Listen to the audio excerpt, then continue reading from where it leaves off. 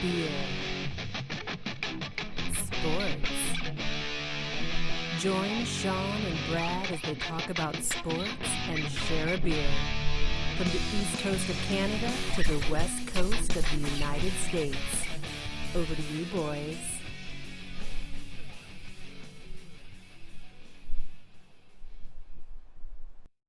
Hey, what's up, everybody? Most importantly, hello to you, Sean. Hey, it's been an interesting week, I think, since the last time we talked. And so a couple things we want to unpack, a couple things we're not going to unpack just based on, I think, what our level of understanding is on the world of sports and just the state of the world, right? So first things first, Sean, welcome today. Dawn Patrol from Aslan Brewery up in Bellingham, Washington. Not only a fantastic brewery, also a fantastic restaurant. So P&W folks, when you're in the building up north in Bellingham, stop in and say hello. They have what you need. All right. Well, as you know, it was my birthday there on Thursday, so we ended up going to this place called Upstreet BBQ here at 612 Windmill Road. 4-8, yeah. 4-8, brother. Anyways, though, this is one of them 80 Bob. I've Upstreet. never heard a more Canadian name beer. Look at that kilt. Look at that kilt. Yeah.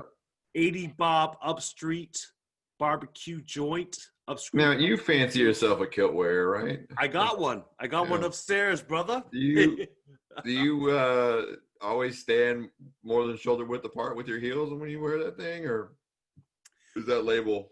Only when I want to show what's underneath the hood there, I guess. So This is what that balance to get you going.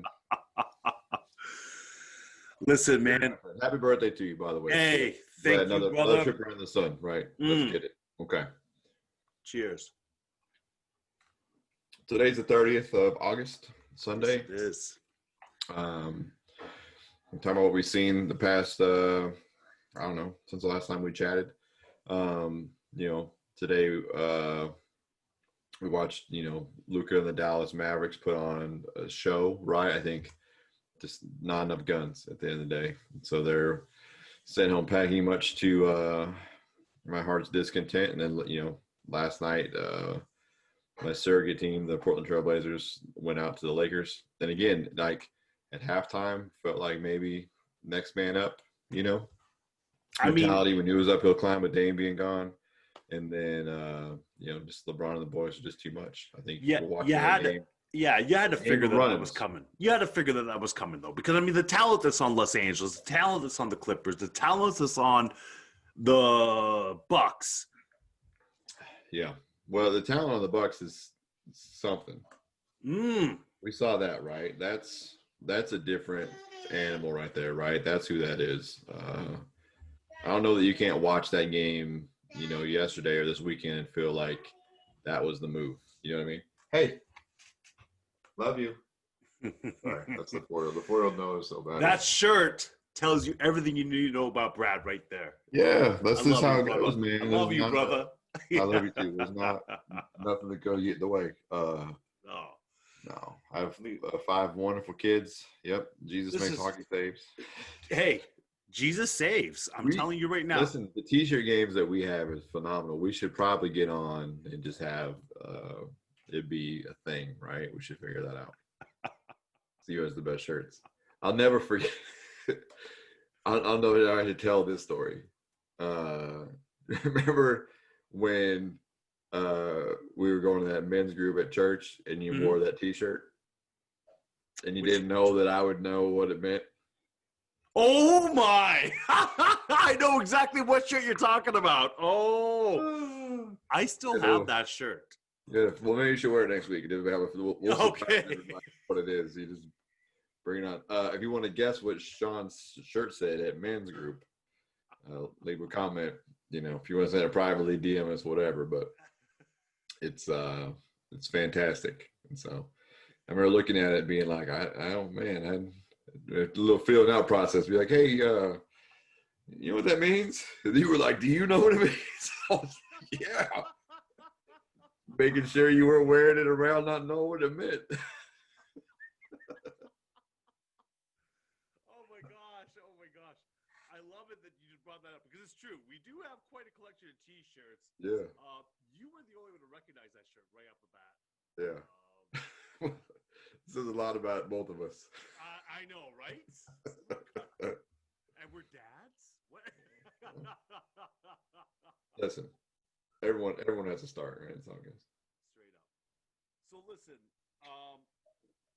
as we both know, historically, this is a big historic week. Yeah. In the world of sports. Yeah. I don't want to glaze over this because it was something that deserves more than just hey, this happened. So later on this week, we are going to have a couple of people on.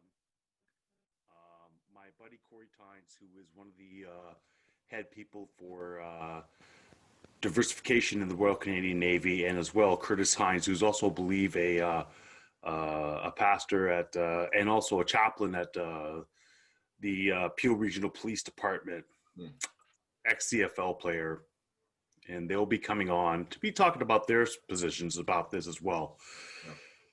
Yeah. I can tell you right now that as for me, as a sports fan, at first I was very disappointed because I didn't know what was going on and thought to myself that my escape was about to leave. Yeah. You understand what I'm saying? Yeah, that's an interesting way to put it. But yeah, that was the messages you and I exchanged, right? I go, hey, do you see this? And you said, hey, whoa, what are we, that was the initial thought, right? Yeah, exactly. The NHL ended up going on forward. And of course, I put out a thing on live talking about the NHL games because naturally I just want to move forward and talk about sports. When I ended up taking 24 hours to think about this, that's when I ended up sitting there and saying to myself that this is something bigger than just not playing a couple of games. Yeah. This is something that they decided we're going to let our voices be heard by inaction. Blew my mind. Yeah. Blew my mind. And I know you and I spoke, Brad, and I know that we talked about this because it was a difficult thing in order to come on board and say, what are we looking at here? You understand? What are we looking at here? And both of us agreed that if you didn't think that what they were doing was the right thing, that you had to have your head checked. There was something powerful in doing nothing.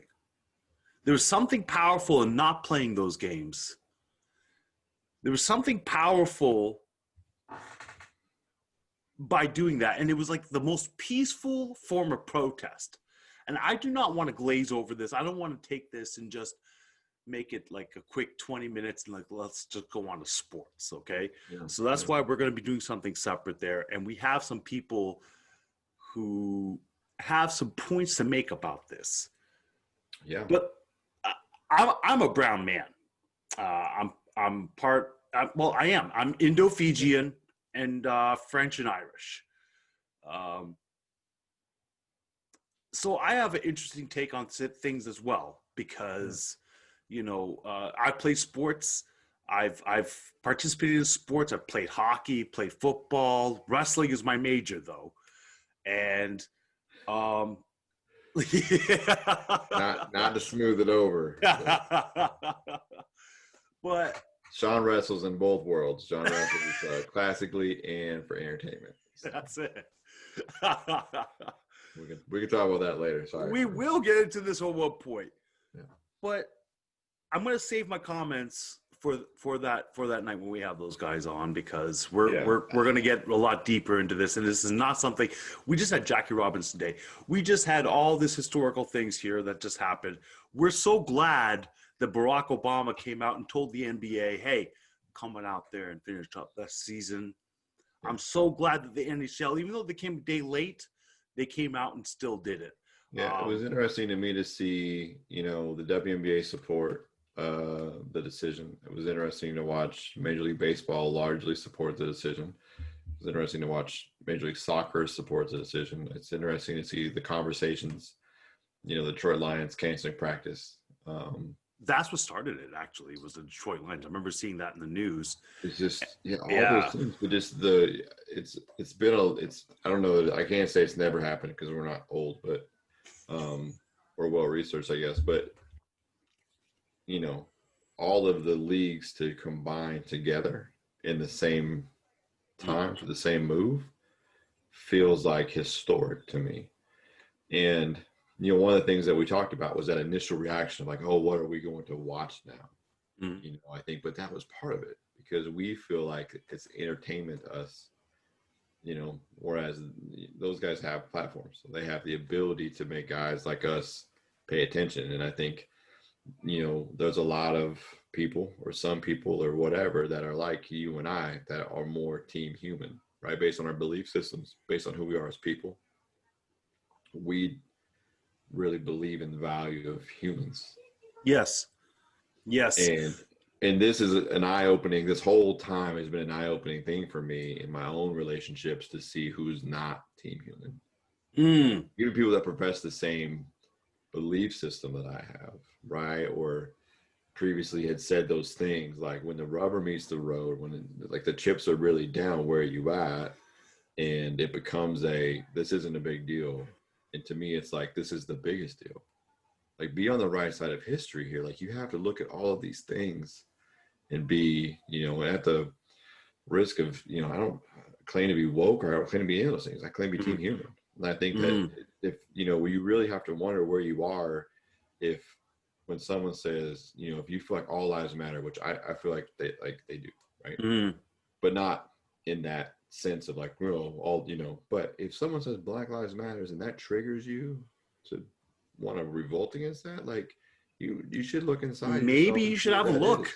You know what? I totally agree with you, Brad. Maybe you should have a look at that. Yes. If that actually triggers you, maybe you should have a look at yourself. Yeah. It's fully shit. I remember hearing it one time. It's on somebody's album, right? Maybe it's Macklemore's album or something. And it talks about like the analogy they made was, if there was a neighborhood and a house was on fire and the fire department showed up and someone on the street was like, hey, spray water on everyone's houses because all houses matter. Like, no, the house that's hurting, the house that's burning down, that house matters right now. That's where the resources, that's the attention.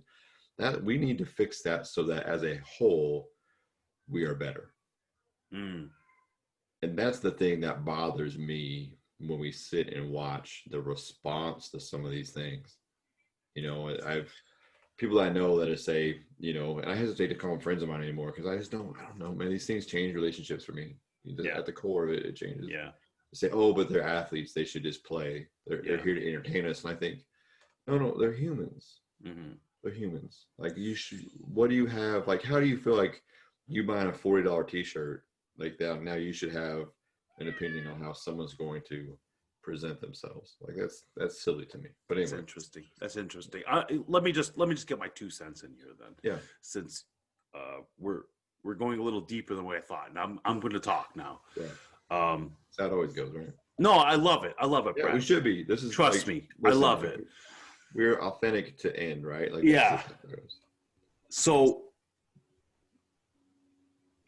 I'm gonna be honest. I mean, in the beginning, I thought to myself, "Oh no!" After, especially you're dealing with coronavirus, you're dealing with everything that's happening there. This is my escape. This is my escape is sports. So the disappointment was there.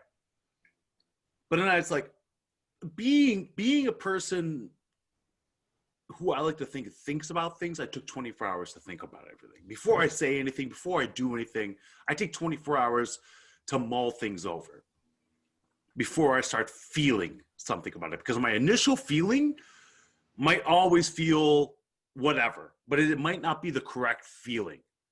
So I take 24 hours to think about it. I would argue it's a feeling. It's not the reaction. It's not the correct reaction. Exactly. And thank you.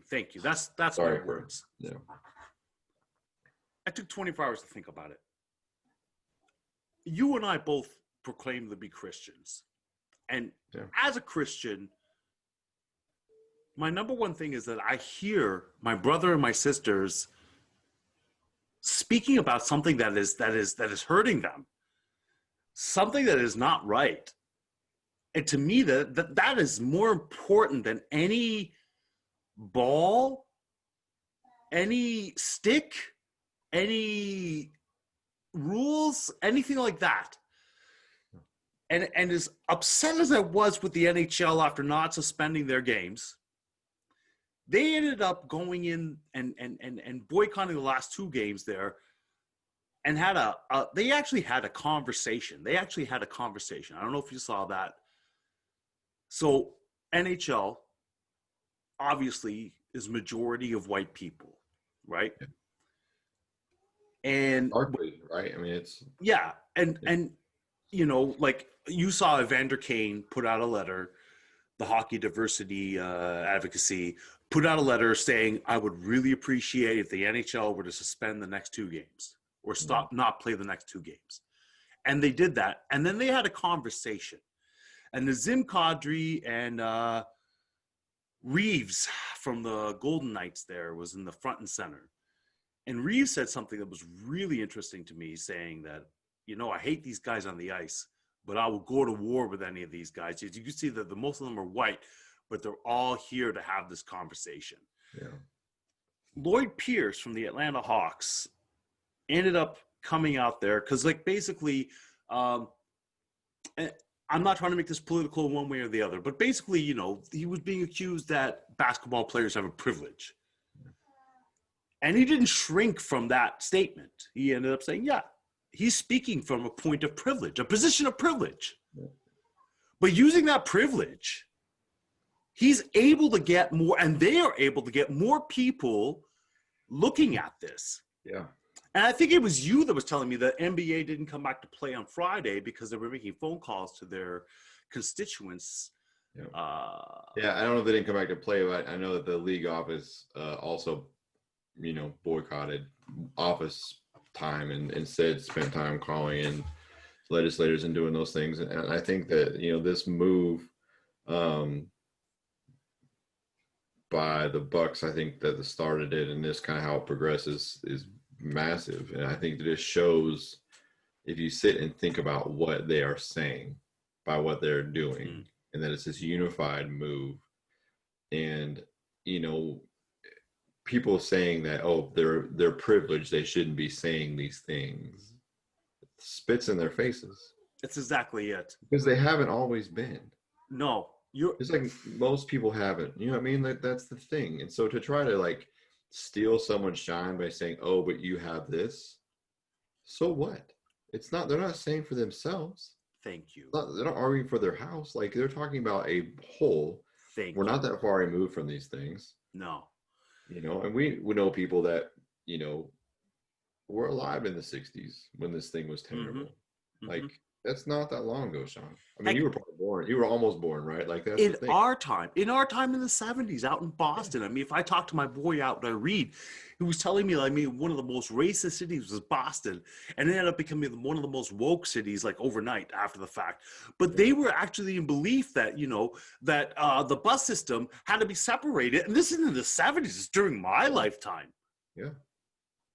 And during my lifetime in Halifax, that there was people that were not able to buy land if they were black. Yeah. And this is mind-boggling to most people. Yeah. Well, And this is not so many people live here, right? We just live here. Absolutely. First off, this is not an American problem. I just wanted to point that out. This is a worldwide problem. Yeah. And if anybody thinks that this is just something that's just in America, I think you need to have a look at what is happening in front of you. Yeah. Because this is not just in America. Yeah. And this is not just, listen, right now, one of my buddies was ended up telling me about white privilege, right? And I'm not trying to bring this up here, but he ended up saying, like, you know, that white privilege is like a person in a wheelchair and a person that can walk. And the person that can walk obviously has a higher privilege than the person that's in a wheelchair. Yeah. No way and no way ever should it be that somebody should feel that they're, this is my thing. I'm going to tell you right now, Brad, okay? This is my thing. Nobody should ever feel guilty for what God has given you, okay? Nobody should ever feel that. Yeah. But at the same hand, if you know you've been given much, then you should help much. And Brad, I know you're one of those people that want to help. I'm one of those people who want to help. It's the responsibility, right? Yeah. We all have a responsibility to our fellow humans. Yes. Absolutely. And the thing is that what I've been loving about the NBA and the NHL is the hashtag they're having. Hashtag the conversation. Yeah. Because that's exactly what it should be. This should be a conversation that we should all be having. And for us to just brush over this and just go, is this happened? Let's talk about Celtics Raptors. Let's talk about, no, we're not doing it any favors. So I'm glad you brought it up. I'm glad you brought it up, Brad, because I have a lot of emotion about it, but at the same hand, I don't want to do this the proper justice that it deserves as well. Yeah. We have some really good people coming on to talk. Yeah. And I'm looking forward to people. that. And I think that when you talk about this conversation, as with most conversations that are important and need to be vetted and thought out and properly channeled, is that when it's not just two, it's better, right? And so that what we have on deck is what we feel is an appropriate response to the world as we're seeing it now. So yeah, I look forward to the conversation. I think it'll be eye-opening for me. I want to be an advocate. I want to be a teammate. Those are the things that are important to us, right? I think, a lot of people that I know, struggle with that, with those kinds of things, and feel like, oh, but I am that way. I don't have these things. I have, love in my heart for everybody and all. And I'm not saying they don't, but the case for me is, what are you doing that's helpful?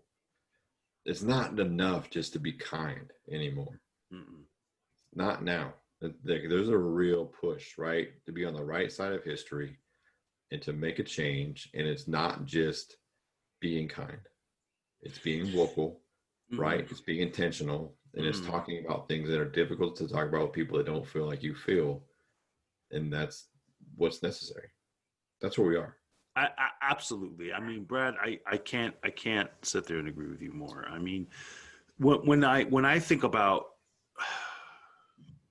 I'm going to get into some of my own personal things, but I will say I'm part white, and for me to sit there and say that I haven't felt any privilege on my end would be a lie. Even though I've been mistaken for Mexican, I've been mistaken for Filipino. Mostly the big thing is that most people are just ignorant as to who I am. And that's fine, because to me, it just gives me a chance to educate you on what I am and where I'm from, which is fine. My biggest thing is that I don't mind people not knowing, What I don't like is people that think they know too much. And if you think you know too much, you think you got this all down. Yeah. You got to check yourself. I mean, when I think about it, if you're cheering for a sports team, okay? So this is the most weirdest oddity, Brad, is that you could have an atheist, you could have a Muslim, you could have a Christian, you could have a black person, you could have a white person, you could have an Asian, every color under the sun. Aliens, we know those exist now, right? Absolutely. Absolutely. 2020, right? That's exactly it. But the thing is that when you look at that team color that you were cheering for, you don't care. Yeah. Whoever the color of the person is, scoring that goal or running a touchdown in or doing any of that, you don't care. Nope. You don't care about race, creed. No. None of those things. And to me is that if you don't care at that point, how can you care at any other point? Yeah. To me, the sports fan is who we should be looking at as far as just being cordial with each other. Because if we can all get together to accomplish one goal, why can't we do this in the real world? Why can't we do that? Yeah, that's a great question. I don't have the answer. I totally agree with you. But I think we can find not we, like, No, I think we have something great coming up here. I do. We can help. Absolutely. What it is. Absolutely. So it is. I do apologize if we haven't been on for the past few days. We've been mulling this over. This is a serious thing. We've been thinking about it. Yep. And we don't want to make this just some cheap tawdry act, because I don't think the NBA wanted that. Felt like it wasn't. The NHL didn't want that. Exactly. Transparent with whoever's going to watch this. We thought we would talk yesterday morning, and then when we got on, we both agreed that we couldn't do it because we felt like we just felt heavy. We felt like it wasn't the right decision in that moment. We felt like we needed to spend some time with it, sit with it, try to work some other things out, and then here we are. So with our plan for later this week, that we're really excited to share with you what that ends up being, because we're pretty proud of I think what the potential is, right? So absolutely. Yeah. So that'll be it. I'm going to tell you right now, like, our show, we want to give you the best analysis that we have, and we also want to give it with some humor and some insight.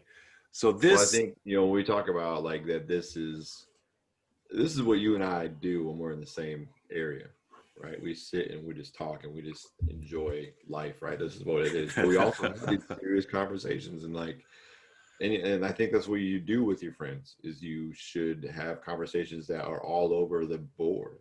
It's almost, when Jim Valvano said every day you should do something that, takes you to all the ranges of emotions. I'm just paraphrasing, I'll butcher it if I try to say it, you know what I mean? But you should laugh and cry and, be pissed off and all those things. And like, you should have those in conversations. And we've lost the art of conversation, I feel like, in some respects. And so that's what someone says. But what we're going to do this week is sit and conversate with people. Yeah. And really, get this thing moving. It'll be epic, as my kids would say. So we're going to do that. And I'm also strongly encouraging that anybody who has any questions there, please email us at guys.beer.sports@gmail.com. Anybody that has any sort of opinions, anybody that wants to end up saying, hey, listen, I support you. Or if you don't, please send something over there, because this is a virtual bar. And at a bar, you're allowed to talk. You're allowed to talk. Exactly. Let's get it. And I want to hear. I was thinking earlier is we should do this thing where we just go on live and the people can jump in with their beers, and we should just drink a beer and just see what's what. Maybe we'll do it this week. I don't mind that at all. Hit the like button or comment if you want to get in, and we'll schedule it out. That'll be fun. Because, to be honest with you, if no one likes it or says anything, we're still going to do it. So straight up. That's the beauty of it. So, let's change a couple of gears, because I feel like if we keep going, we're going to get in, we're going to bleed into what we have planned for later. I totally agree. I don't know if we're qualified to do that yet. So, quickly, I just want to talk about Celtics Raptors. I want to see what your take is. I think that it's a coaching matchup that everybody could be a fan of, right? Two high-level coaches who know what they're doing, right? Know how to get their guys going. Players seem to love them.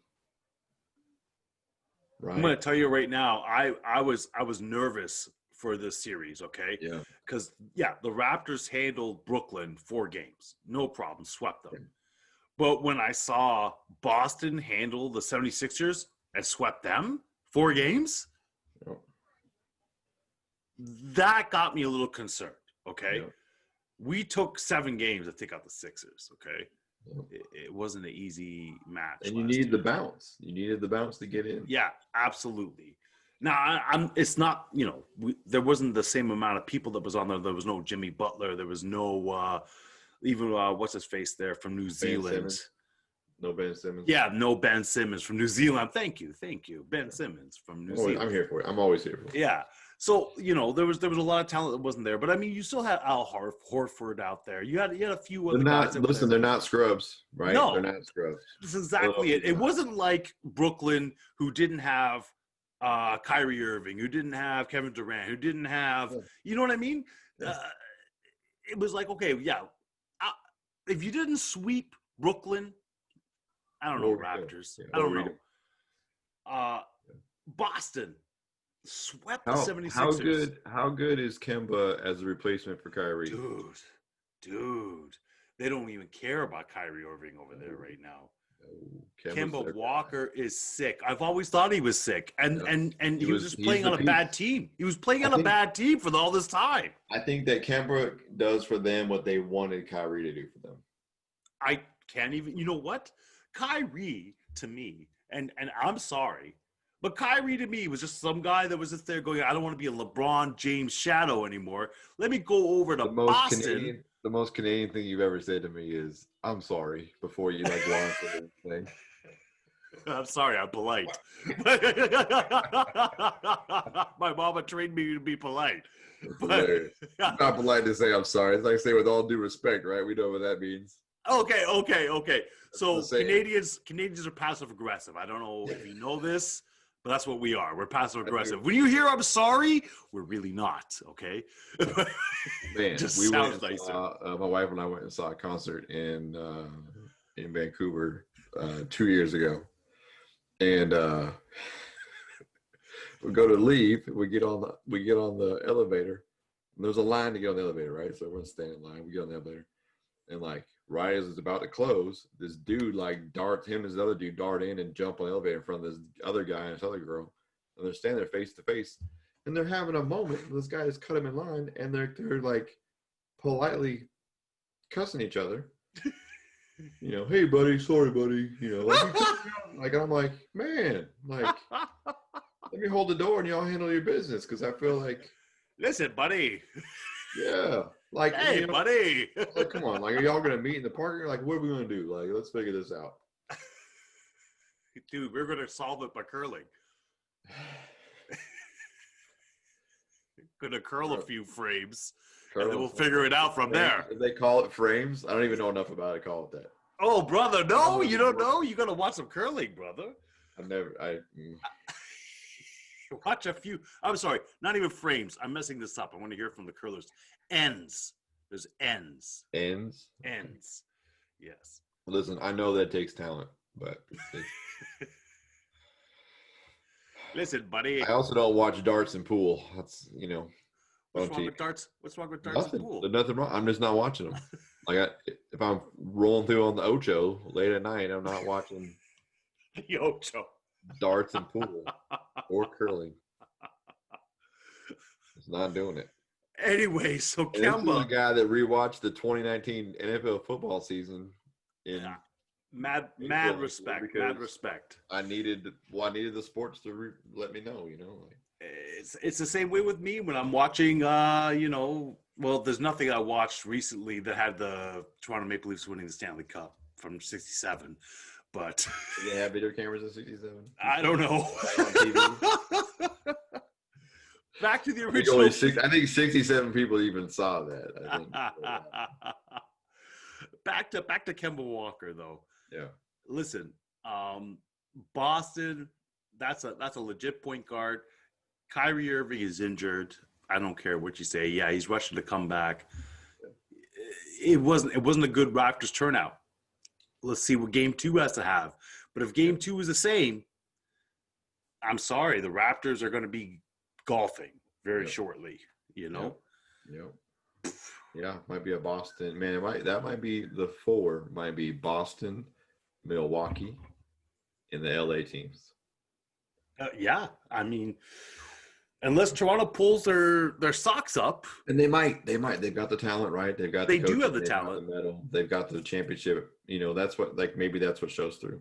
This is a wake-up call as far as I'm concerned. It's a wake-up call, and it's something for them to sit there and go, okay, our bench is better than their bench. Yeah.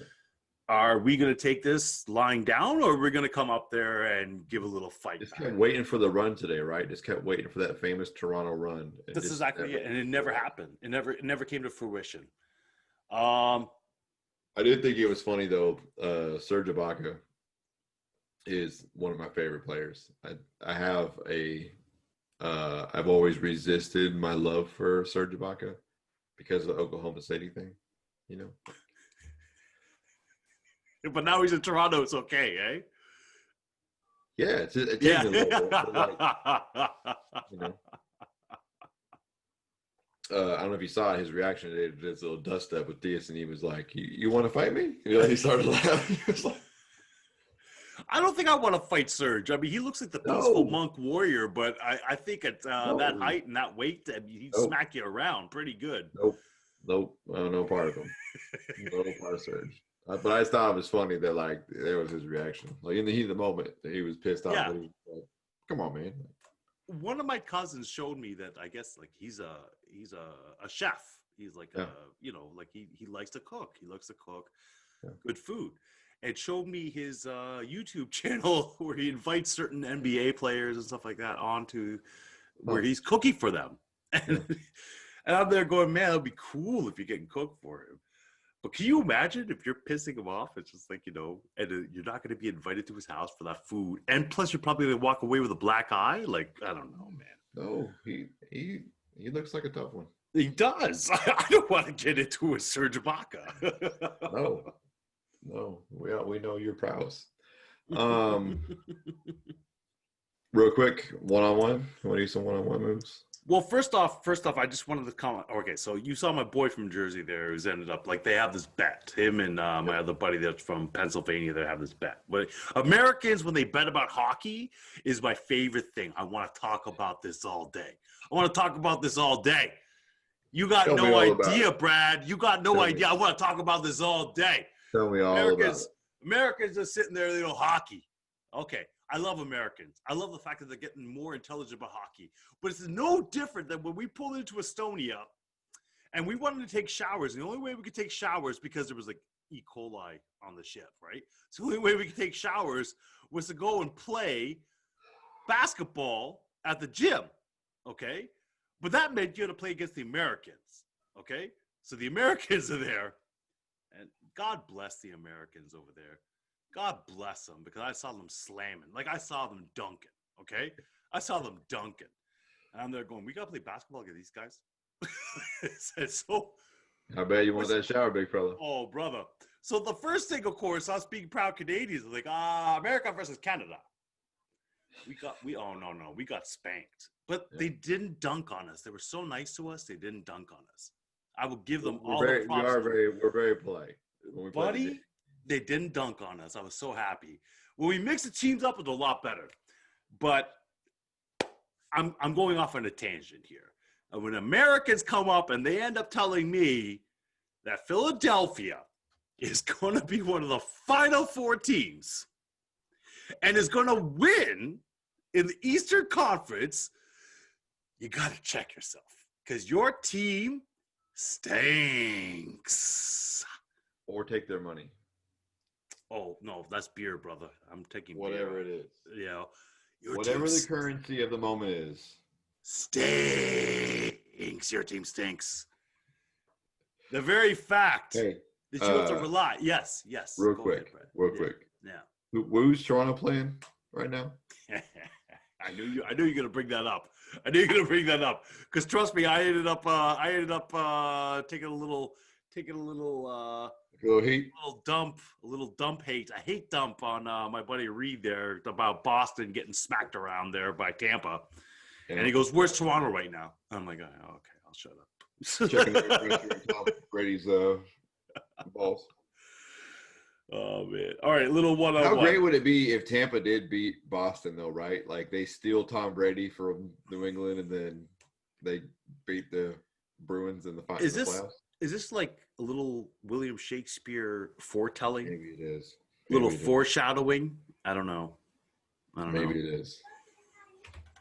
Don't know.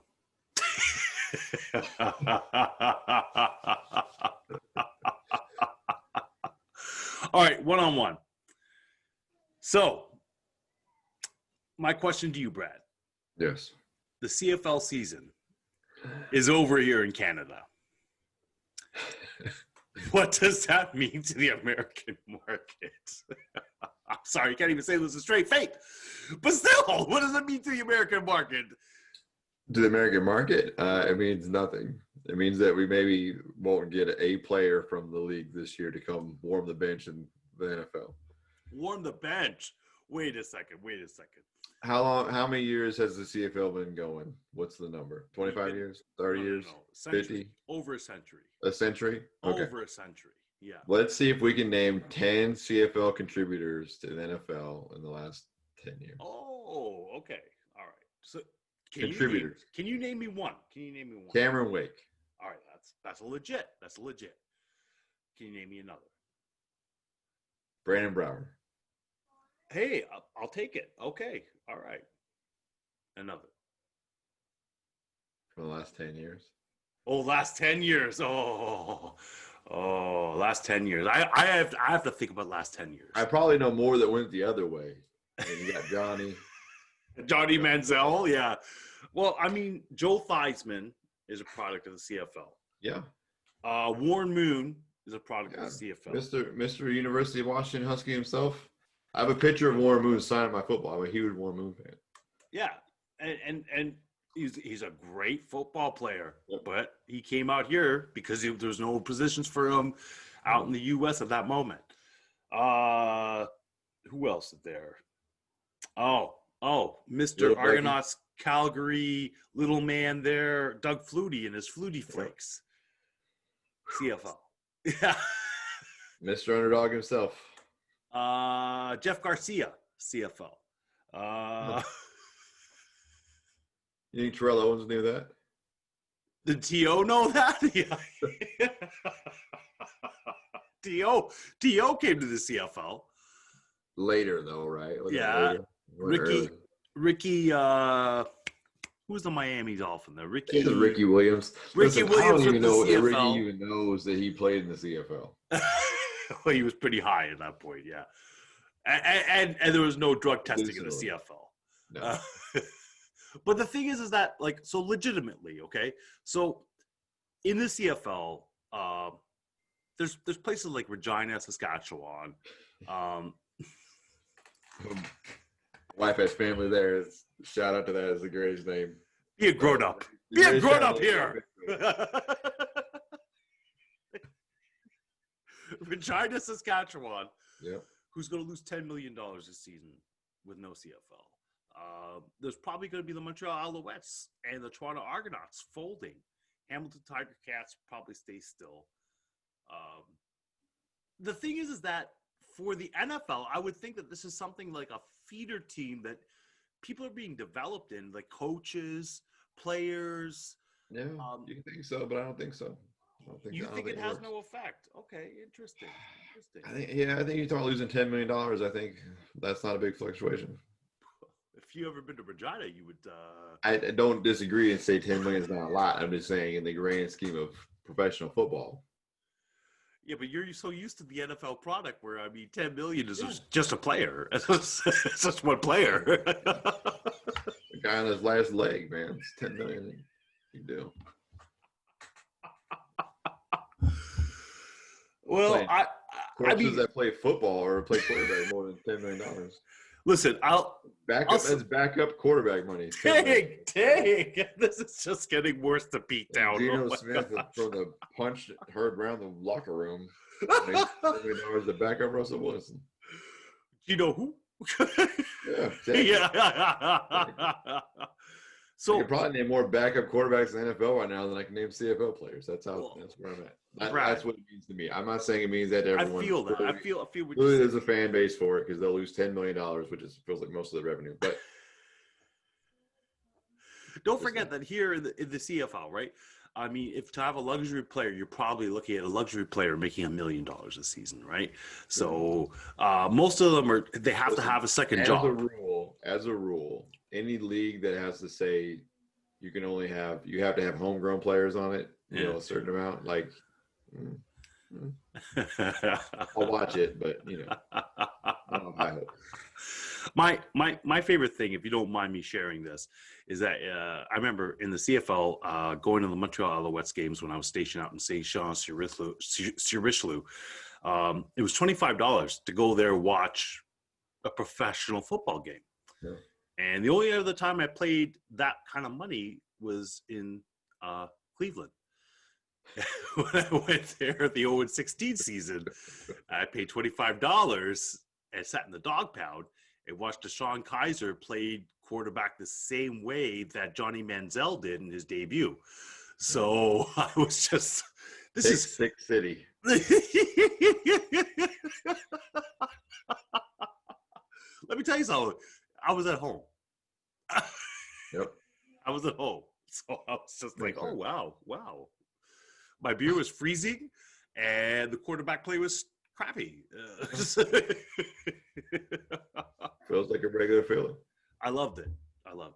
Sorry, Cleveland. Listen, live sporting events are the best, right? I'll go watch it. Anything live, I'm into it. You can't make that stuff up. I would listen. If there was a curling, like if the World Championship of curling was in Vancouver, and you're like, "Hey, man, I got some tickets," I probably would go. Of course, you would go. It's a live sporting event. Of course, you would go. I'll go. I can rearrange my calendar, make sure I can make it. Buddy, I remember we were there at a Cougars game, high school. This is high school football. Yeah. I ended up going there because my son was making friends at that point. And we're watching high school football because he was there hanging out. And I just wanted to see some high school football. And there was you and your brother sitting there watching high school football. Yeah. And you guys are just there going, I'm watching high school football, man. Like, this was serious business for you. For me, it was just like, this is cool. This is different. We were rowdy. Yeah, I'm telling you. That's America. That's just love is what that is. I love it. My question for you is this: Anthony Smith last night's UFC does his thing. Mm-hmm. Was it enough for him to get a title shot? Man, I thought Anthony Smith lost that fight there. Let me have a quick look. Are you sure? I thought it was in decision there, but maybe he did. I think he lost that fight. If I have a look at that, prepared. I should have went golfing today. He did. He lost it. Yeah, I thought he lost it by decision. It was the other guy who had a title shot. Rakic? Anthony, that's what I meant to say. The other guy beat Anthony Smith. He deserves a title shot now, given that Anthony Smith was so far up the ladder previously. Yeah. Okay. So here's my thing. Okay, is both of them were coming off of losses. Smith more losses than Rakic, and Rakic's last loss was actually a controversial loss. It was a split decision to Volkan Ozdemir, a little Russian there. He sounds like he wrestled bears when he was little. He probably did, But it was a controversial split decision that a lot of people were talking about that maybe he shouldn't have lost that fight. Anthony Smith, I have a lot of respect for him. Anybody that steps into the octagon, that is not something that is done haphazardly, okay? You don't just walk in there and go, I'm going to go in there. And this is one of the, what was his ranking in that fight there? Listen, I just butchered it. I don't know. Top 10, right? For sure. So to me, I'm thinking, why not give Rakic a title shot? But you're about to go up against, like, if he hasn't vacated the title and he decides to come back, that is the best in the business right there with John Jones. And do I think Rakic is ready for John Jones? You don't want to know. Do I think he's ready for John Jones? Who has been? There is nobody that's ready for John Jones. You know what I want to see for John Jones? Stipe. I think Stipe is ready for John Jones. I think so too. I totally agree with you on that. Agree with you. Pay real money for that fight. Same here. Because to me, Stipe, he's just a humble man. And I know, hey. Listen, he's a humble brick house. That's what he is. That's exactly it. And John Jones is a natural talent. Like that guy, he didn't even train for Daniel Cormier. I think he was on some sort of bender and then comes out there and still defeats him. But listen, just so he doesn't absolutely hear this on accident and then come whip our ass. He trained. His birthday was the week before. And so he took 3 days off and did some coke and some dick pills, apparently. And that cost him. You know who else? Who else took some time off when he was fighting somebody? Mike Tyson. Yeah. Probably for that reason. Mike Tyson took some time off when he was fighting Buster Douglas. He was like, Buster Douglas, he nothing. But that's how naturally talented some of them guys are, is that they can Not that they aren't training hard, right? They're just not as focused as their opponent may be, and it doesn't matter. Mm-hmm. It just doesn't matter. Listen, to me, he's the most freakish athlete I've ever seen in the UFC, John Jones. I know when I saw... he's Lawrence Taylor. He's Lawrence Taylor. He's Lawrence Taylor. I have to agree All with the you. stories about Lawrence Taylor. Man, Yeah. I read Lawrence Taylor's book, and I was like, man, if only half of this is true.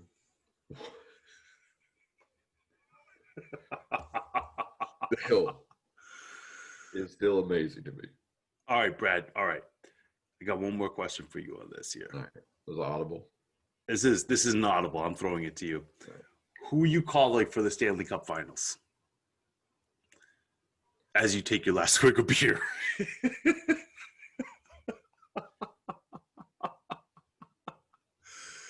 And you can't get it wrong now either, brother, because, I mean, heck. But you can't. It's a good one. I think it comes out of the East. Okay. Which hurts my feelings. Okay. It hurts my feelings a lot, but I think it comes out of the East. Who?